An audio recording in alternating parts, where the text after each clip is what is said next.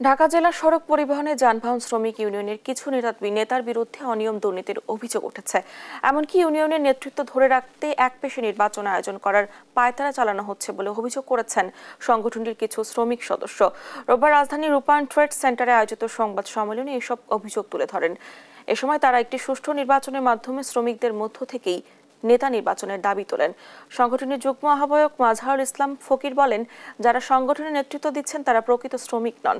কতিপয় দলের ছত্রছায়ায় থাকা ব্যক্তিরা সব সময়ই শীর্ষ পদগুলোতে থেকে আসছেন।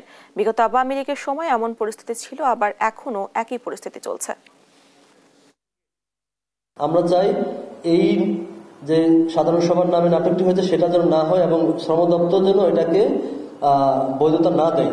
এবং আমরা পরবর্তীতে যারা কার্ডধারী শ্রমিক রয়েছেন, মূলত যারা হচ্ছে 1776 শ্রমিক, তারাই যেন হচ্ছে সেখানকার নেতৃত্ব দেয়।